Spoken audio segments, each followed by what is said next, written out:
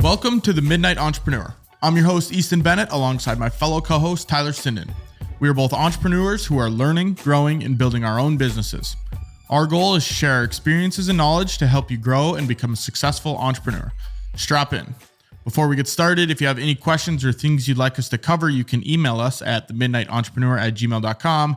And if you'd like to join our business Discord where we talk about wins, business problems, or general questions, shoot us a message and we will get you in there.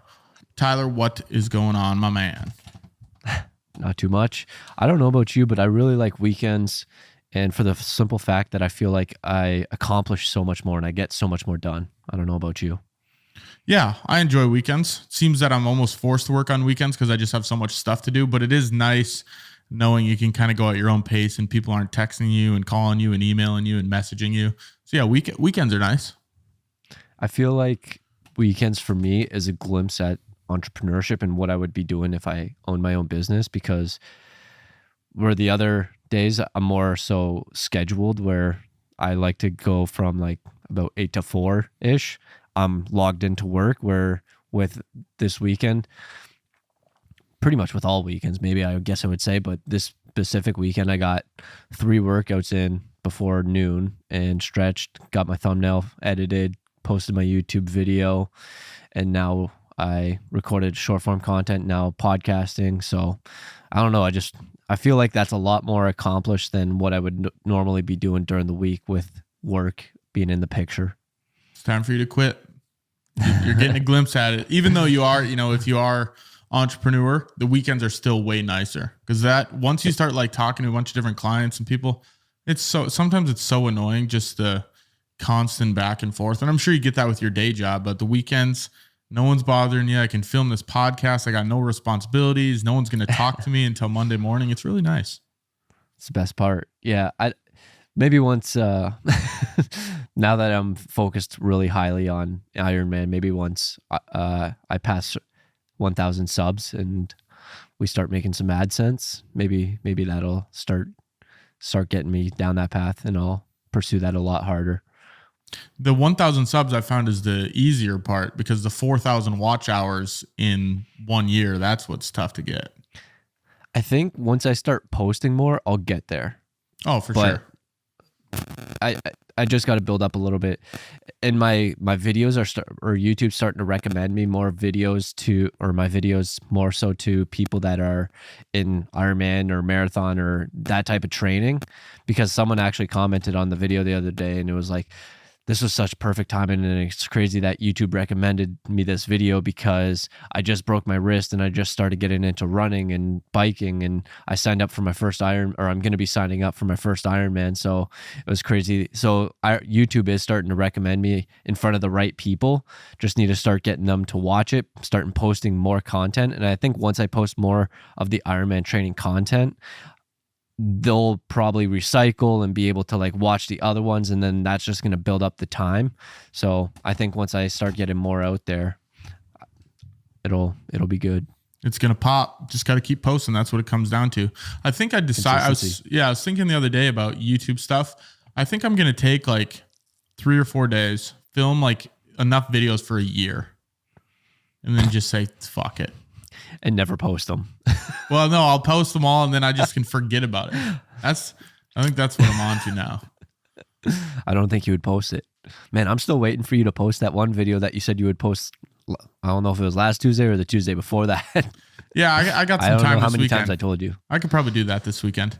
Because I was looking at it, I thought it was fully complete and it's like at 90%. So I'm like, I still got to do a little bit of editing, which kind of sucks. But yeah, I got some time today and tomorrow. So maybe I'll get that posted. Yeah, that's what I started doing with my approach with YouTube, is make it as simple as possible just to get it out there. And then if I do want to get in the future where I do want to get a little bit more technical and advanced with it, or maybe I get to the point where I hire someone and then they start editing it more advanced, adding B-roll, adding graphics, adding all that stuff. But I think for me right now, it's make it as simple as possible just so I can get it out there. And that's basically what I did with my day one videos, where I was use my phone because I could use my camera if I really wanted to, but that's going to make it so much harder. And I just tried to make it as simple as possible just so I would be able to get it out there. And I think that's something that I realized that's really, really important.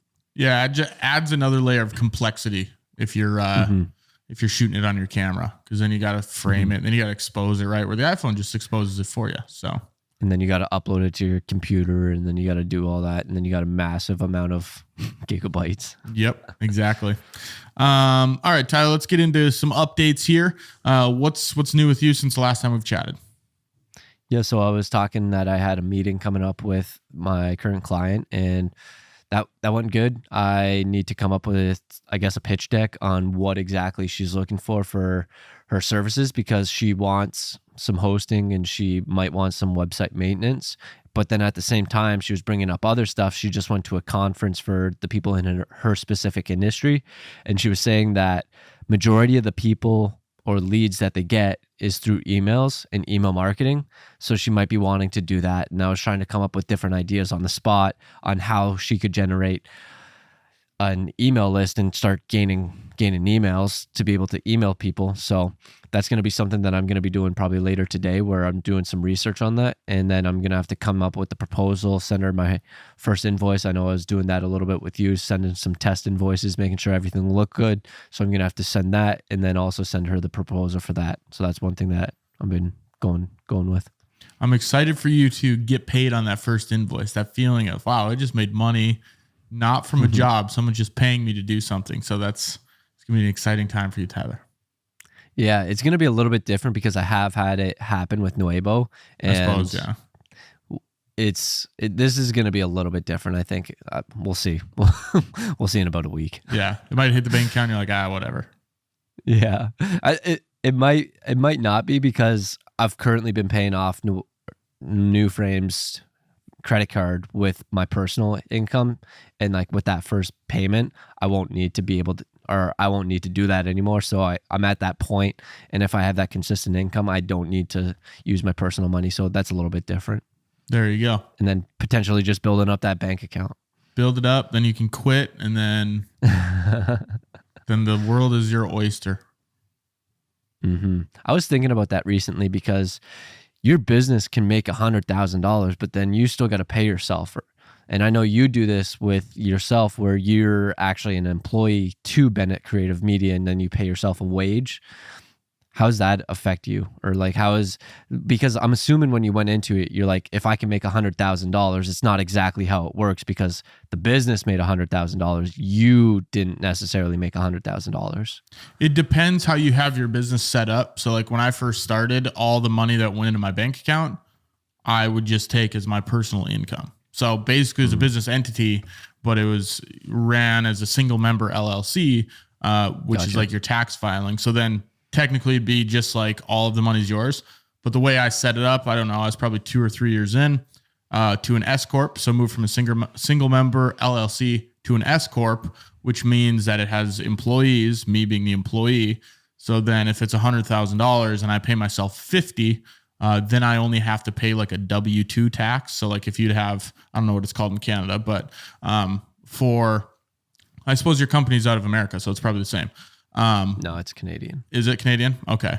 So you basically pay taxes on the $50,000 for your regular, just like a regular job. And then the $50,000 left over, the business pays business income tax. So the rates are a little bit different and you save a little bit of money there. And then if I ever want to like pay myself more, so usually I take bonuses, you could call them quarterly, where a percentage of every check I get goes into the profit account, and then I can take those out quarterly. So then you get taxed on top of that as well on your personal income, but it's a little bit less. So that's how I have it structured. And then I pay a little bit less in taxes.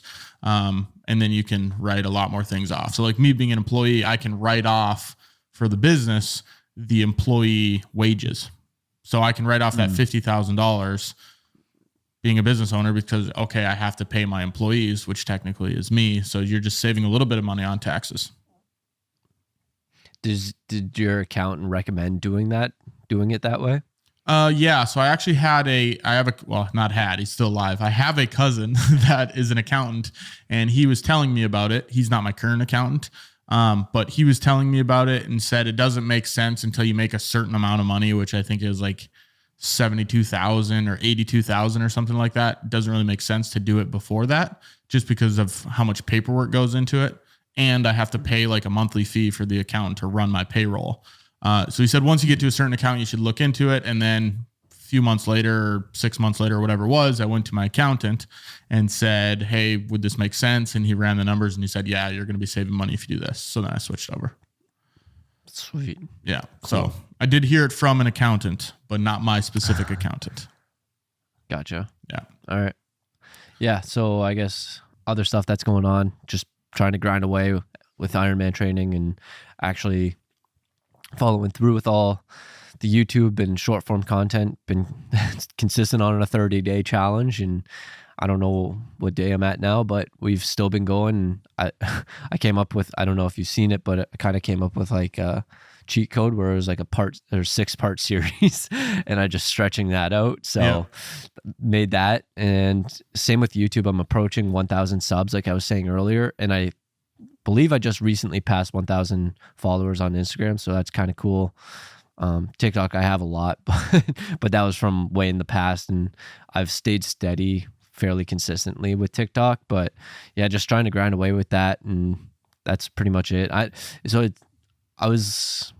foot's healing, and I've always been limping to try and not put as much pressure on it, just so I can try and make it heal a little bit better. And then I was like, after the gym, I was like trying to walk normal, and I've been limping for like 2 or 3 weeks, and I feel like that's become my norm. And I was like, I forget how to walk now. And I was like trying to walk normal. I'm like, I don't even know how to walk anymore. So yeah, that was kind of funny. You're a permanent limper now. It's sniper's nightmare. Yeah, I know. So I was trying. So today it's actually feeling really good. It doesn't really hurt or anything. I think I'm gonna get X-rays again this week and see how those go. But yeah, it's starting to feel really good. Hopefully, I can get back into running and get it back to 100% and get back out and start increasing the intensity, I guess you could say. There you go. Yeah, and that's you just keep working on that limp, Tyler. As far as the social content goes, you mentioned that a little bit. It's funny because my girlfriend the other day mentioned, she's like, I think you should find a happy medium for posting like on social media, because you went like 30 days or whatever it was, and then she's like, and now you haven't posted 25 since. And I'm like, yeah, that makes a lot of sense. So yeah, I'm still trying to fit that in. As far as that goes, like I have a shoot, at least one shoot booked every day until October 23rd, which is just like a whole month. Yeah. So it's like every single day I'm shooting, where it's even hard to find time to edit these projects, let alone edit personal stuff on top of that. So I'm trying to fit it in there. I think weekends is going to be the best bet. But then after you work freaking 80 hours during the week, the weekends, sometimes I want to do a little bit less. So I'm trying to find that happy medium, that balance. Priorities. You make time for what you prioritize. Yeah, and right now I'm prioritizing making money from the business. I think you can find a few hours in there to edit. I can try my best, but it's a lot tighter than you think. I don't know. You can do it. I believe in you. You can do it. I'm going to try. Maybe I'll start this weekend with that YouTube video. That'll get me rolling. There you go. One at a time. Baby steps. One thing at a time. Other than that, new camera. That's exciting. I think I mentioned that last week, or maybe 2 weeks ago, maybe it was longer than that, about getting a C70, which I finally just bit the bullet and bought it. I just said, screw it, I don't care anymore. We shot the first project on it yesterday, which was awesome. We had a couple doctor interviews and then interviewed a family on a testimonial story, an impact story, we called it. Footage turned out awesome, super awesome to work with the camera. 4K 120 looks awesome. So super excited about that. And then that kind of goes into the next thing I want to talk about is we had a pretty big crew yesterday. I think we had 5 people on set, plus the clients, 2 people, plus all the talent. So it's probably about 10 people there, for the shoot, which was like 4 hours. And it just reminds me about how much I really enjoy having a big set and a big crew. compared to doing just the solo gigs where it's just me and a camera and I got to do all the lighting and audio. We had an audio guy drive in from Bismarck, and we had a grip that was handling all the lighting and all of the light shaping and all that stuff. And then I just had to focus on directing and focus on the camera. So we even had a producer there that was taking care of speaking with the client and managing their expectations if they had any questions and dealing with the talent. So it's really, really good time on that bigger set. Do you really notice a difference or notice much of a difference with the new camera? Well, I haven't really edited it yet. I've edited a couple like test things. So like I shot some test footage the first couple days I had it, and this was the first like high-end production I shot with it. So I can answer that a little bit more after I look at that footage, but it's not necessarily that the footage is that much better. Like it's so marginal where the average consumer is not going to be able to tell the difference, but there's so many features that are just game changing. One is that like no record limit. That's awesome. So previously, if we're doing interviews with a client, you got to find some time in between around that 30-minute mark to hop up and restart the cameras, which I still have to do with the A camera and B camera. But that, and then the built-in ND filters, which it's neutral density filter. So you can really, it's for shooting outside. You can shoot at low apertures. You don't have to crank it, so everything's in focus. So you're still getting that cinematic look outside. The 4K 120, which I just mentioned, super slow motion. My previous camera overheated after 30 minutes of shooting 4K 60, whereas this camera doesn't overheat at all for anything.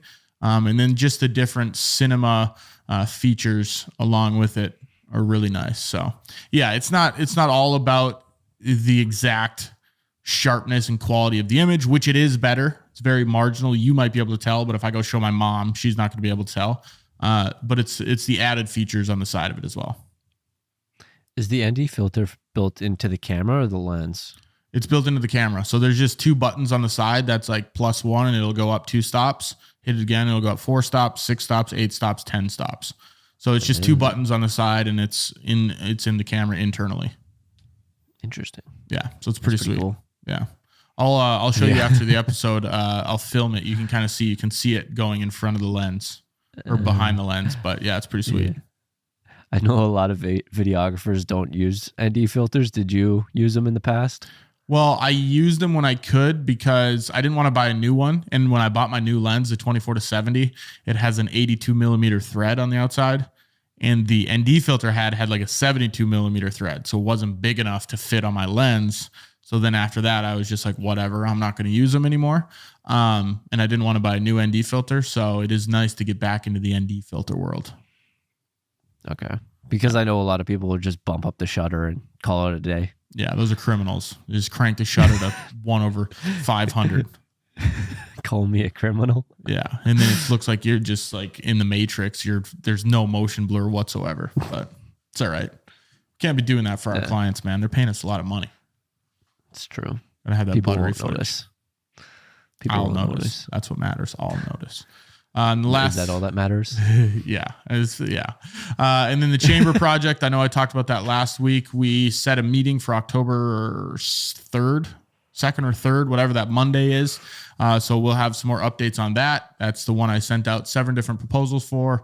And they said they really liked the proposals and they liked the video that I sent explaining them. They want to get back together to discuss moving forward. So that's pretty exciting. Hopefully they want to go with all of them. And then I can pay for this expensive ass camera that I had to buy. Do you mind talking about their packages? Yeah, I don't mind. I don't even know what their budget or anything is, so I can't talk about that side of things. But one of them, so any chamber, I thought you always say get the budget. They don't really know where they want to go with it though. They just had so many ideas, and they're like, "Can you just tell us what's even possible?" So really it's like, hey, here's everything we can do. And then once we go into this next meeting, I'm going to figure out, what's your budget? And then we can pick which ones of these we can actually accomplish with that budget. But do you want to talk a little bit about that? Because I know you talked to me about that and you're always like, get the budget. And I'm like, man, I hate that. Yeah. You want to talk a little bit about that? Yeah. So what I do is pretty much a 3-phase process. One, the discovery call, when you have that first meeting, that first client interaction, where you'll call them, you'll get their idea of what they want or what they think they want. And that's the main time that I'm getting their budget. So if a situation like the chamber where they come up and they say, hey, we got a bunch of different ideas, we don't even know what we want to do. So we just have a conversation. I figure out, what are your goals? What's this, that, the other thing? And then they just tell us, and then they say, okay, come with some ideas to us because we don't know what's possible. On the flip side, if you have a client that comes in, they're like, hey, we need a new video for our website. You go through the discovery call, you figure out, what their goals are. If they want to get from point A to point B, maybe it's, we want to go from getting 5 new customers a month to 10 new customers a month. Okay. Then you figure that out. You figure out their revenue. Maybe they want to go from $1 million a year to $1.5 million a year or whatever it is. You figure out what their goals are. You figure out what their project idea is or what they want to do. And then you figure out their budget. So if they say, we have $2,000, that's going to change how that, allows us to get from point A to point B if it's possible. Or if they say they have $10,000, then it allows us a little bit more to get from point A to point B. Because if they want to get from 1 million to 1.5 million, they can't spend $2,000 for a $500,000 increase in revenue. Like, that would be a great deal for them, but that's what I show them when we talk about budget. It's like, okay, you want to pay $2,000 for us to make you $498,000. And then it's like, oh yeah, I guess. So then if you say, well, if your budget was, $10,000, you're still making whatever it is. So that's why I like to get the budget so I can then use it when we're having the conversation about what we can do. But the main reason I want to get the budget is so we can figure out what's actually possible. You can make a really cool video for $2,000, but you can make an awesome campaign with multiple different videos and different strategies and tactics with $10,000. So that's kind of my thought process. And then we go into the strategy meeting, which is 3 different ideas. Here's the lower end of your budget. Here's your budget. And then here's a Hollywood package that's over your budget. And then we pretty much just say, pick which one you want to do, or if we got to adjust it a little bit. And then the final call, a lot of times we don't have it. That's just the agreement call, walking through the contract. I've actually eliminated that call just because I feel like it's unnecessary time. So I just record a Zoom call walking through the contract and explaining it and then send it over to them. Gotcha. I like the phrasing of it where you're asking what their goals are. And if they're at 1 million and they want to get to 1.5, are you not willing to spend $2,000, or you're not willing to spend more than $2,000 if you're going to be increasing $500,000? That's going to get you a better production, and that might even increase the amount that you're trying to get, like, increase in revenue. So I like the phrasing there. Yeah, and especially if one of the questions we ask is, what is one customer worth to you? If one customer is worth $100,000, maybe they're a home builder and they got to get one customer to make $100,000. Well, then it might make sense to spend $20,000 on this campaign, this video campaign. A lot of people say if you get 4 to 1 on your marketing, it's a steal, right? So if you spend $25,000 and you can get $100,000 off of that, are you ever going to say no to that deal, Tyler? Probably not. Exactly. So that's what you have to show the client. Now, can you deliver that? That's, again, the other question. And it depends. If they want to get 100,000 clients, then you might be like, okay, that's a lot. But if someone gives me $20,000 and I got to get them 1 client, that is much more manageable. So those are the conversations we have about, what's your budget? Are we getting 4 to 1 on your money? If I'm making you $100,000, does $20,000 make sense? Maybe $10,000 makes sense, and you're getting 10 to 1 on your money. So that's kind of the aspect of what goes into those calls. Yeah. Do you want to move on to the news story now? Yeah, let's go into the news story. A little long-winded there on our updates, but that's all right. News story this week. So the housing economists warning of 8% mortgage rates after home sales disappoint. I think Patrick Bet-David had this tweet that you saw, correct, Tyler? So yeah, this is a news article, like the headline that you just read, that's a news article. And then I also saw Patrick Bet-David wrote a tweet, X. I was listening to it. I'm not going to get off topic, but yeah, he tweeted out that basically the 30-year mortgages is now over 8%. And I don't know what the time frame was on that, but he was comparing it to 18 months ago where it was only at 3%, and comparing how much everyone needed from $500,000 for a mortgage at 3% compared to 8%. And the payment would be $2,108 for 3%, and then $3,677 at 8%. And then it was how much the bank expects you to be making per month on each one of those based off the payments. And it's basically double the amount that you got to be taking home, which is pretty crazy. Not a lot of people are making, I'd say $5,800 per month. So that's if the original payments were at 3%, you got to be making $5,800 per month. Whereas at 8%, you got to be making over $10,000 per month. And that makes it really tough to be able to get loans nowadays. Yeah, and that puts it, just to give you guys a reference, at 3%, which I think when I bought my house, my percent I got it at was 2.75%. And now they're at nearly 8%. And at, $5,800 a month, that's probably $68,000 to $70,000 a year, somewhere in that range. And now just with the interest rates going up 5%, you have to be making $120,000, $121,000 a year. So it's skyrocketed, and I don't know how many of you are making $120,000 a year, but really that you can see how much interest rates affects things like this. So when people talk about, the interest rates are going up, this is why it's so substantial, is because it's making the affordability of homes or any properties almost insurmountable for a lot of people.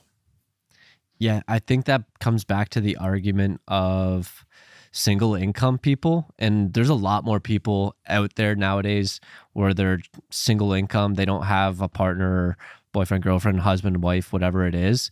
It's just that one person. So it makes it a lot harder, because if you do have someone else make it like a dual income, it makes it a lot easier to get to $10,000 plus per month in income.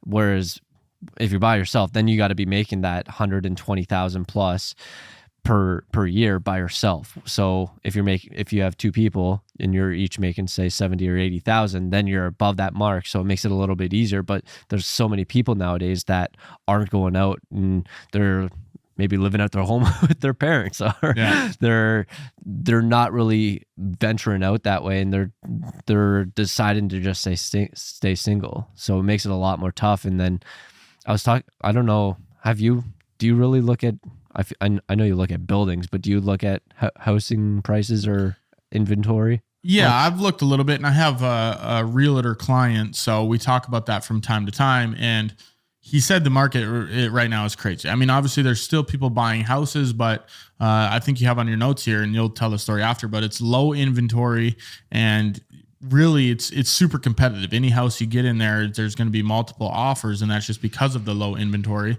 But again, all of those smaller or lower end homes, which might seem more affordable in that $200,000, $250,000 range, there's just so many offers where it's just so competitive, where it's harder to get. Whereas 2 years ago, when I bought my house, there was a lot to look at. There was still offers, and it was still competitive, but like there was plenty to look at where you could be a little bit more picky than you can now. Supply and demand. Yeah. Sell me this pen. Basic economics. What'd you say? I said, sell me this pen. Oh, yeah. Yeah, so I was talking to a buddy the other week, and he was looking through houses, and he was saying like there's not much inventory out there, so supply, and which makes the prices go up, because low supply equals usually higher demand, so you're able to increase your prices. And basically what he was saying is any of the houses that he did see, they were pieces of crap, and they were in bad neighborhoods, and they costed a fortune. And it's like, this doesn't seem very logical, and it just sucks because of the current state of the market, where low supply, high demand, and it makes it tough to buy houses. And even if you do want to buy a house, you're buying a piece of crap in a crappy neighborhood for a lot of money. Yeah, I'm curious to see where the market goes. Obviously in 2008, there's a big housing crash. That's a little bit differently. They were just approving people that shouldn't have been approved for the types of homes they were buying, and then everyone defaulted on their loans. It's a little different now. Now it's people not even be able to get to the point where they're in the home. So I'm curious to see where it goes, if prices come down, if interest rates come down. But yeah, it's just ridiculous. I'm at least lucky that North Dakota, things are a little bit less expensive than if you're in some of the hub cities or bigger suburban markets. That's what I was telling them. I'm like, move to North Dakota. You'll get a house for like $100,000. Well, my house is my house is 175, 5 bed, 2 bath. And that was a insane. really good deal. Right now it's probably worth 220, 230 in this market. Probably could go for even more than that with the demand. So yeah, it's just insane It's what so it's gotten to. affordable. That's crazy. Because A like mortgage your payment's home, $850. yeah, your home where I live would probably be between like 600,000 and 700,000 is my guess, Yeah. which is insane. I wonder if I could pick up my home and sell it in the Windsor, Ontario market. Yeah, just dig it up and fly it out here. Yeah. Yeah. So that's what I'm kind of pumped. This house will be, whether I live in it for the next 10 years or whatever, I'll always own it, just because having it as a rental at $850 a month for 5-bedroom, 2-bath is, I really got lucky with that. And it's not like I prepped or planned for it to go this way. My parents' house was flooded when I was living in it. So I got a $60,000 free down payment for that. And then I got a deal because it was being foreclosed on. So really the stars aligned, but yeah, I'm interested to see where the market goes. Airbnb it out with all the tourists that come to the Magic City. Yeah, I'll make a freaking fortune. I'll just rent it to college kids. I think the good market might, I don't even know. I was going to say military, but those guys are kind of reckless sometimes. Yeah, I mean, I don't know if I'd want college kids either. I mean, college kids are definitely reckless, but I know people that, like, if one of my buddies just moved into an apartment with his friend, and they're like, "Oh, we're both paying, $500 a month. It's 2 bedrooms, $500 a month," and they were super excited about that. So, if I could somehow find a group of 5 people or a family, something like that, and even rent it out for $300 to $400 a month, that's still $2,000 in my pocket. $1,200 cover with an $850 mortgage or $800 mortgage. So yeah, I mean, I'm definitely in a good spot. It's just you got to find the right people to move into it. I don't want people to trash the place. So yeah, that's tough. Screening the tenants and making sure that you're putting the right people in. That's the tough part. Yeah, and I think you stayed here for what, month and a half. It's a good property. I mean, I think a family would be good here. There's a nice addition. There's a kitchen in the basement. There's 2 bedrooms, a living room in the basement. So yeah, I like it. It's a nice place. It's time to watch The Big Short again. Right. My girlfriend watched it 2 days ago and I watched it. Oh, really? I mean, I watched like 40 minutes. It's one of my favorite movies, man. It's awesome. Such a good movie. All right, Tyler, you ready to move into this week's topic? I sure am. Cool. So this week we're going to be talking about what your goal is when you decide you want to start a business, or what your goal should be and what you can provide to the market. So, there's a lot of different reasons that people start businesses, whether it's to make money, for freedom, they want to be their own boss, they see a gap in the market, any of these things on why people might want to start a business, but it doesn't necessarily have to be all 4 of those things. Tyler, do you think people go into business and they kind of just pick one thing? It's not like you pick it, but they're more attracted to one thing. Because I know when I started, that was the main thing. I was attracted to 1 or 2 of them. Definitely. That's probably the main reasons why people do get into business. Yeah. I don't know what would be the other reasons why they get into business. I feel like it's not the common route. The common route is get a job. Yeah. And I think more so what I'm saying, we just mentioned 4 of them. But when I first started, for example, I just wanted to be my own boss. That was the main thing. I didn't want to work for anybody. I hated having a boss. That was the main thing. So obviously finding a niche in the market and providing something to the market's cool. It's not like I was like, the community needs this. They need more videos, right? That never went through my mind. And now that I look back on it, I did fill a niche in the market that the higher end videos were kind of lacking in this area. So it kind of just worked out that way. But the original reason that I started was I wanted freedom to do whatever I wanted, and I didn't want to have a boss. Yeah, I think it's good, especially if you do want to go that route, just picking any specific reason and then just starting. I don't know, because at the same time, you can look at it like I was talking, or I have in the notes with myself and Nuevo. That was one of the reasons. Didn't turn out as good as we thought, but it turned into a lot of learning lessons. At least we tried. It might have not been exactly the success that we were looking for, but at least we tried. We learned a lot, and then it's maybe opening something else up in the future. So a lot of people might because you need that motivation, that kick in the ass to be able to go out and do it. And a lot of times finding that value in the market, it might not always be there, even though that's probably the main source that you want to be doing, because like you got to fill that need. You got to be able to provide value. If you can't find that, you might be searching for it for your whole life and never end up starting. So that's why I think maybe just finding, say you just want to make money or you want to be your own boss, then that's probably the good reason as to why it would be good to do that.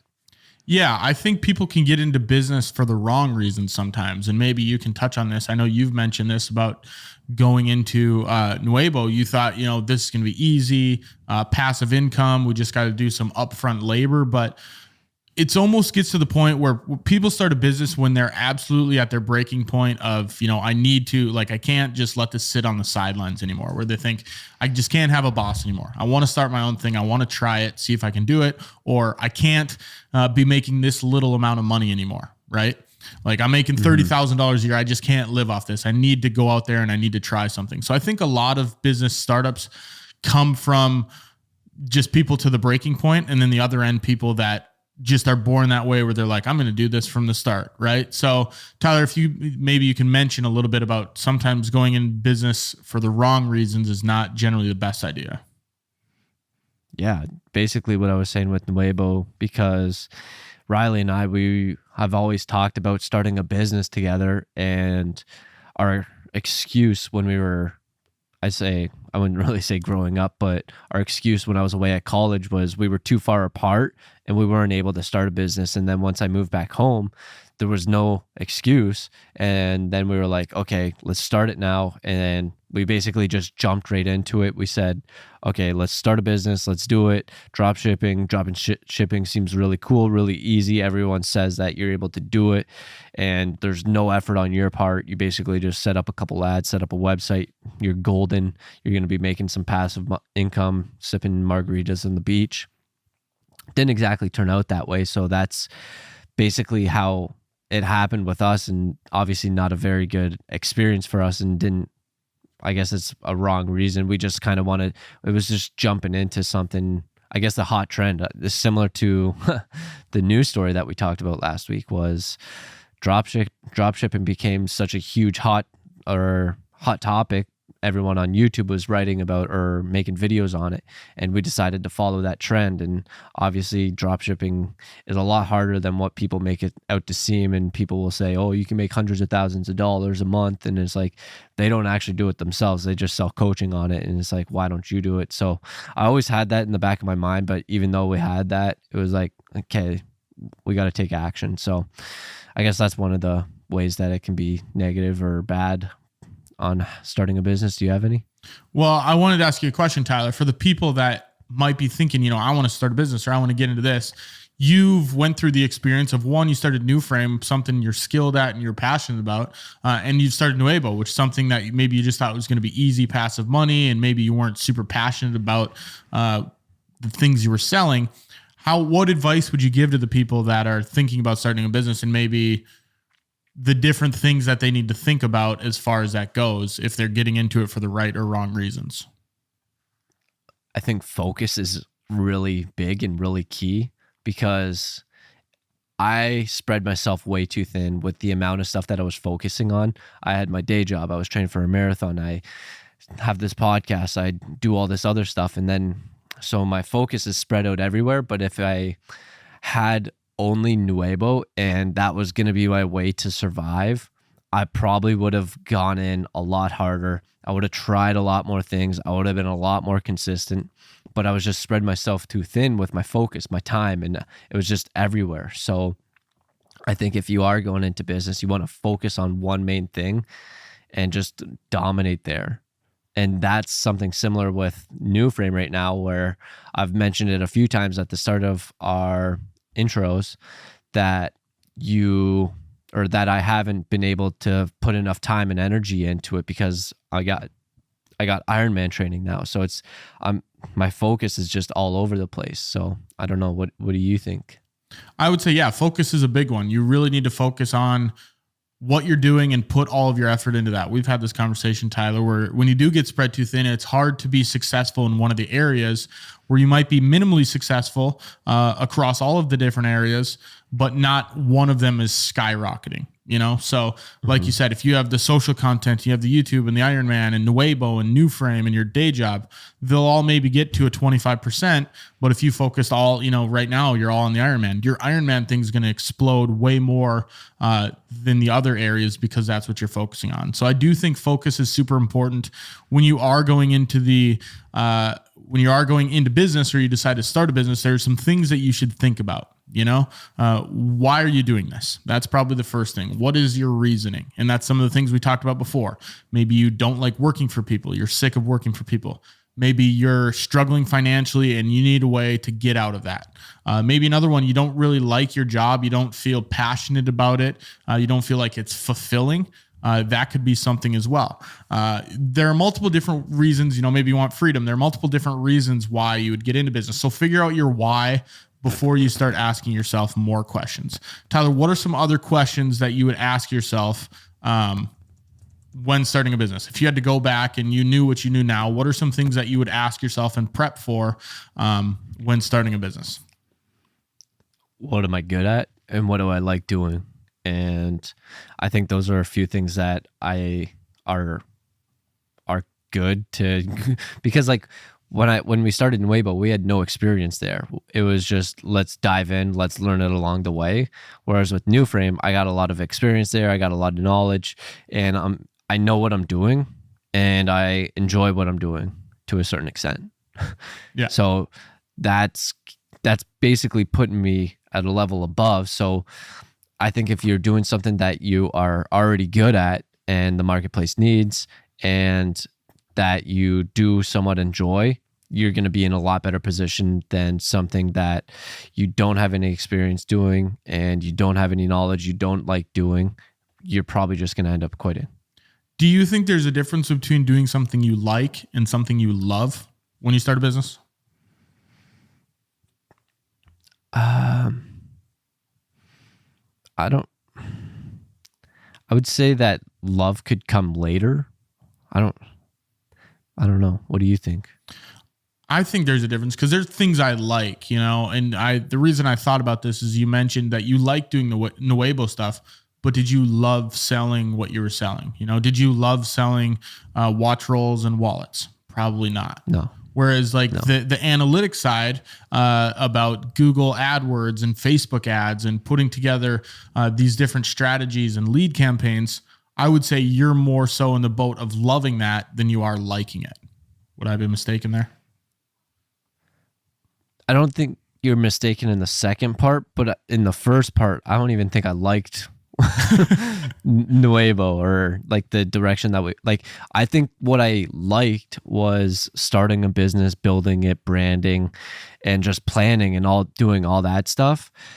But once we got to the actual implementation, trying to sell and trying to scale and build it, that's when I somewhat lost it because I just didn't see the connection between myself and the products that we were selling. So I think there was a disconnect there. Whereas like with New Frame, I do like and enjoy doing all that stuff. So it just brings more passion there. Yeah. And that you said it perfectly. That goes back to, you have to do something that you think you could love or at least fall in love with. You don't have to love it from the beginning.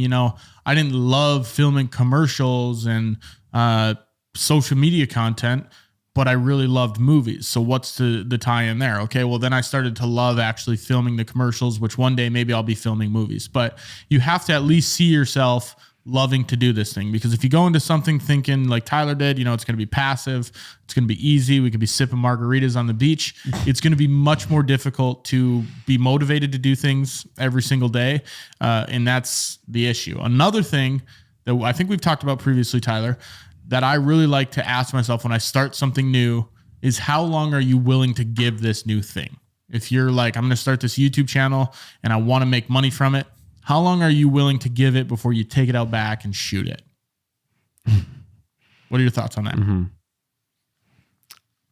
I do like that. I don't think I've ever actually done that. Have you done that? taken out back and shot it? No. Ask yourself, how long am I willing to do this? Yeah. I mean, it's never where I write down like I'm willing to do this for 5 years, right? But I always mentally think like, if worst comes to worst, how long could I thought about this when I started Bennett Creative Media. I thought, how much money do I need to make every year to do this? And I was like, if I make $40,000 a year, how long am I willing to do that? And I was like, probably a while, probably 5 to 10 years. I'd be willing to try it only making that amount of money. Same thing with, YouTube, which I obviously slack on. This very apparent in this podcast. I talk about it all the time. How long am I willing to give myself to try to get, 100,000 subscribers? The shitty thing is I've told myself I'll give myself 15 years. So that's where I'm maybe a little bit lenient on the posting, is because I know if I'm 37 years old and that's when it finally pops off, I'll be more than happy because I got so much time after that to be able to do YouTube stuff. So that's why I'm not so much worried about it. Whereas sometimes asking yourself, how long are you willing to give yourself, is a bad thing. How long am I willing to run Bennett Creative Media now? If I had to talk about that and ask myself that question now, well, now I'd run it until I'm freaking 65 years old, right? And see what I can do in the next 40 years. So it is a good question to ask yourself, but obviously take it with a grain of salt. This seems a little similar to goal setting, where you're setting a timeline on something that you're going to hit. Maybe just more specifically with something that you actually follow through on, because if you go into something and you say, am I willing to do this for the rest of my life? And if the answer is yes, I'll go through and do it. But with you and you saying, I'm going to be willing to do YouTube for 15 years, it seems like a goal setting and that your time frame is too long to hit the mark that you want to hit. Yeah, I agree with you that it might be long, but I wouldn't want to put a cap on, like, I think it's good if you're like, I want to get to 100,000 in 3 years, right? It's good for that. So that might be the target goal you're hitting. I want to do it in 3 years. Like, I think at the beginning of the year, I said, I want to get to, 5,000 or 10,000 YouTube subscribers in a year, right? That's a good goal to have, but don't limit yourself after a year. Like, I didn't work, I can't do it. Like, I'm willing to keep this going for 15 plus years, even if I'm missing these short-term goals that I'm trying to hit. Got to set these short-term goals in stone. Yeah, I probably should. Well, I think when we used to do our masterminds, which rest in peace, the bigger goal that I had was 500K. Do you have that included in the intro still? Do I have it included in the intro? Talk about business problems. Is it just the Discord? Yeah, just the Discord on there. Okay. If you want to join our mastermind, we don't do them anymore, but we'd start it up for you. But I think the two goals I had, 10,000 YouTube subs and then 500K revenue, I think the 500K revenue just really started to overshadow the YouTube goal. And that's where I've been putting a majority of my effort. So it's still a goal. I'm not trying to make an excuse, but I think that's kind of what it came down to. Is I think I started at 250K revenue as the goal. And then you said push it up to 5 and then see if you can shoot past 250. So that's what ended up happening. But yeah, I need to get back into YouTube. You should bother me every day for it. I was the other day about your video, and I was thinking about it. I don't know if I was swimming or biking. And because I was thinking about it, because you told me, let's do a 30-day challenge, but for YouTube now. And I was just thinking, I was like, why the hell do you need a challenge to be able to do the stuff that you need to be doing?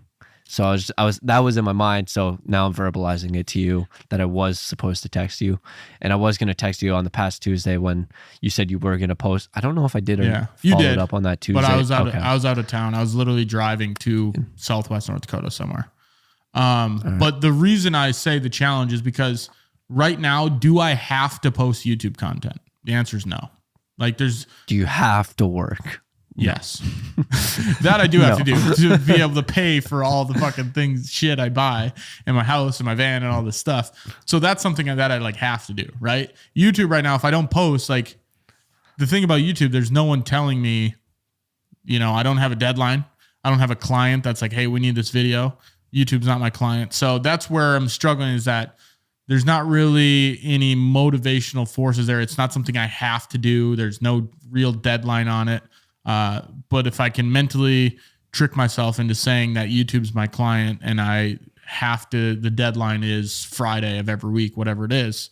Maybe that'll help, but I doubt it. Gotta get back into it. Last couple of questions I think you should ask yourself when you are starting a business, are you able to handle the stress? There's a lot of stress that comes with business. You got people relying on you. You're promising things that you're going to create this thing or provide this service or give them this product. So there's some stress that comes down to it. And then can you handle the criticism? Not everyone's going to be your biggest supporter in business. Some people are going to tell you it's going to fail. They're going to say, why is so-and-so starting this business? That's so stupid. Can you cancel out that noise and just silence the haters? That's really one of the biggest things. And if you got tough skin, I know at the beginning, I always felt awkward posting videos and posting stuff. And then eventually one day I just said, I don't really give a shit. I'm just going to do it anyways. So can you do that? That's something you should ask yourself. And it's not, if your answer is no, I can't handle that, doesn't mean you shouldn't start a business. It just means, are you willing to work through that to be able to handle it one day? Yeah. I think handling the criticism, that comes with time, because I know for me, I didn't get any, but when I started posting, I was just worried about what other people are going to think. And I'm someone that doesn't care that much. And for some reason I care a lot about that. And it's just like, what people are going to think about me. And over time, like I still care a little bit right now, but at the same time, it's like, I don't care what other people think. But at the same time, there's still a part of me that's like, but at the same time, I keep saying, but at the same time, but at the same time, I was going to say it again, but I'm like, don't say it again. I feel like I'm peaking. So yeah, it's just continually posting. And now that I'm doing it every single day, I just feel like people come to expect it. And they're going to know I'm going to be doing it. And I think people care a lot less than you think they do. People, if they don't like your stuff, they're seeing it for 2 seconds and then they're scrolling. They're not looking at it, watching it, thinking, God, I hate this person so much. They scroll. So it's not that big of a deal. Just get over the fact that you think people are really analyzing your content, as you're going to be the person that analyzes your content the most. Mm-hmm. To finish off here, what's your pitch for video? What do you mean pitch? Like your business idea? No. Your pitch, like your LinkedIn thing. What do you do? The value you provide. Oh yeah, I don't know. It's on my LinkedIn bio. You have to go read it. You got to remember that. I said I was going to do the elevator pitch. Your one pitch sentence. Maybe I should read that every morning when I wake up. This is what we do. It's like the national anthem. Yeah. I stand up, I put my hand on my heart. We help businesses get more clients and employees by using effective targeted video marketing. That's super easy to remember. Yeah. You should be able to have that on lock. And then whenever someone asks you what you do, that's what you say. Yeah. We use videos. What is it? Fuck. We use video. We help businesses get more clients and employees using effective targeted video. Fuck, need some work. Effective targeted video marketing. If you aren't satisfied, you don't pay, which is not true. You pay. Yeah. And then I'll redo it. What was I going to say? Whenever someone asks you what you do, you don't just say what you do. You say that. Yeah. You help, because then it opens up more questions. So where it's like, what do you do? I shoot videos. I'm a cinematographer. It's like, oh, cool. It's like, oh. Yeah. Yeah, exactly. Whereas if you say you help businesses gain employees through strategic digital or strategic targeted videos or whatever the fuck it is. Tyler, you got it wrong. It's we help businesses get clients and employees through targeted video marketing. There you go. And then it just opens up the door to more conversation. Yeah. And they're like, how do you do that? It's like, well, we run video campaigns and we do X, Y, Z, and then you can kind of get into it. But yeah. Boom. That question came up the other day. We were having a shoot and someone asked me, the person we were shooting, they're like, oh, where are you guys from? And I was like, I'm from Minot. And business operates here. And they're like, oh, you do that full time in Minot? And I'm like, yeah. And they're like, oh, there's enough work in Minot to do that full time. So I think it was kind of funny. And I was like, yeah, it's plenty of work. I mean, I go to other places too, but first time in a while where I've had 2 people that day actually ask me, is this what you do full time? And I'm like, I just walked in with a shitload of gear and expensive ass stuff, but it's kind of funny when people ask that. They're just uneducated, unaware. Exactly. Tyler, you got anything else before we hop into this week's business idea? I don't think so. Do you? Nope. I got nothing. All I know is that right now what I'm thinking is this would be the second time I'd restart my camera, and I haven't had to get up. It's awesome. My ass hurts a little bit, but that's all right. We're all good. Yeah. What's this business idea you got? Well, I realized I realized I'm shooting in 4K too. I just looked down here at the monitor, so this file size is gonna be huge. That sucks.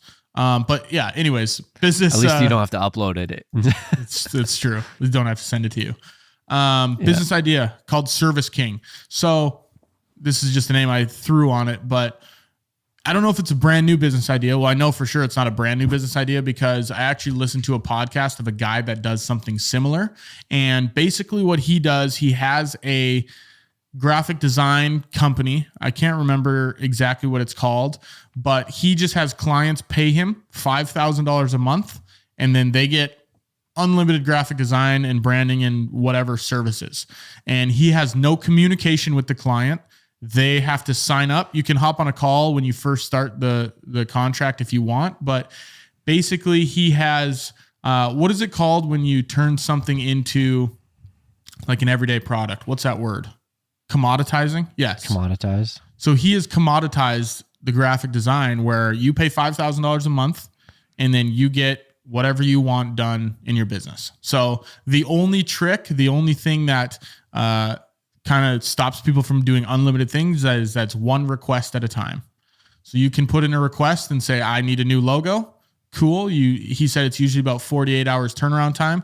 And then you can put in a new request, but you can't put in a request until the previous request is finished. And he has about 20 clients. So that's at what? $120,000 or something like that. So he's making $120,000 a month on this subscription-based service that you pay $5,000 a month. You have no communication with the clients. They literally just upload their request and then you do it. So I was thinking, how could we do this, or how could we pivot this into our own specific industries, video production, and then the digital ads and digital services? So I thought we could kind of run through that. What do you think? How do you think that would work for video editing and video shooting and that kind of thing? You know what's interesting or funny?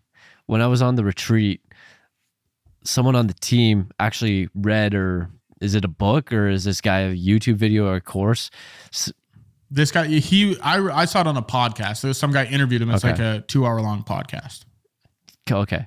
So the guy, I don't know if it's a book or he has a course on it, but some guy that I work with saw the same thing, and he came up with an idea for our business to implement to do the same thing. So it's really interesting that you came up with this. But for video, maybe it would just be strictly editing, and then it's like, okay, you can upload all your assets, and then you only get one at a time, and then we'll have a 48-hour turnaround or 24-hour turnaround, and then after that you can upload again. So then at the same time you got to think about that. It's like how many times. So if someone, because a lot of people are probably going to be wanting a lot more videos, so you got to think about that. If you have 20 clients and they're going to be uploading probably 15 videos a month. Yeah. So then that's going to be a lot of videos times 20. That's 300 videos that you got to edit every month. So was that 10 per day?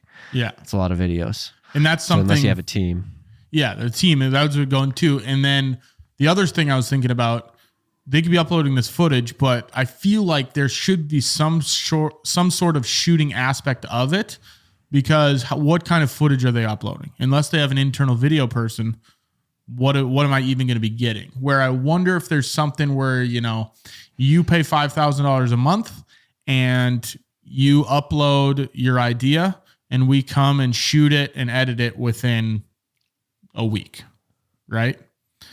But then a week, that starts to get stretched out a little bit. Then they're only getting 4 a month. You know what I mean? So I wonder how you do that for adding any shooting in there. But for you, and the purpose of him is he doesn't want to be client facing. He doesn't want to talk to anyone. Yeah. He just wants to do his work and that's it. And I don't know if there's revisions on it, but I think that's the approach that you would need to go, would just be editing. And I get what you're saying with the quality of it, but that's on them. Yeah. If they want to hire someone, they can go ahead and hire someone, but maybe they are hiring someone to film. But I'm assuming if they're hiring someone to film it, they would just also do the editing. Exactly. So I think for video, editing is about the only way you can go about it without actually, or it's coming up with scripts or maybe ideas. Maybe you could be the idea man. Yeah. they just pay you. It's like, I need ideas for the month. And it's like, here's 30 ideas for you to do. Yeah. And boom, go do them. And it's funny because he said on the podcast that video production was like one of the perfect industries to do this in, but he didn't go in depth. And I was like, damn, give me the keys to the kingdom here, dude. Interesting. It's got to be video editing then. Yeah. And it's just, maybe it's short form content. They just upload videos like this, and maybe it's short form or maybe it's long form, one of the two. And then you just do that. Yeah. I'm gonna have to do some brainstorming. I'll maybe throw it in Chat GPT, see what it tells me. How do you think you do it for digital ads? You think there's any way you could do it? I don't think so. The way Google Ads work, once you have access to everything, you really don't need to talk to the client unless you want to get insights to their industry, learn a little bit more about like the language, search terms, I'm not even going to say. Yeah. Once you get all that set up, it's just basically you on your own, and then you got to just optimize Google Ads. So I think like you could onboard them, and then once they get onboarded, and then they're just kind of in the system, and then that's about it. But yeah, I wonder if you could do it for some website marketing stuff. Yeah, I think you could do that. That would be a bit more in depth, I think. And then at the same time, how many websites are you going to need? What if you do it for like a one-time deal? What if you do it for like a whole agency? Like I partner with you, the ads, the website guy, the editing guy, the shooting guy.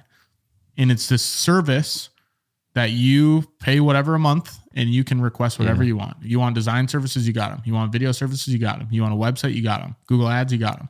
It costs $5,000 a month. Sounds like a marketing agency. Yeah. It does. Maybe it's just like landing pages you could do. You could do, hey, if you're running a new ad and you want a new landing page for that specific ad, fill out the details. This is what the ad's for. This is what the landing page is. And then you just do the landing page, 48-hour turnaround. Boom. Yeah. See what ChatGPT tells me. I'll update you guys next week. I'm going to put that on the notes, see if I can find something. Tyler, you got anything else for this episode? I think that's it. Cool. Let me type this down and then we'll wrap this up. That's episode 56 of The Midnight Entrepreneur. If you have any questions you'd like us to cover or answer, email us at themidnightentrepreneur@gmail.com. If you found value in this content or found this entertaining, share this with a friend or post it on your story. And if you really enjoyed the show, we'd love a rating and a review wherever you are listening. Talk to you guys next week for another episode of The Midnight Entrepreneur. Strive not to be a success, but rather to be of value. Albert Einstein.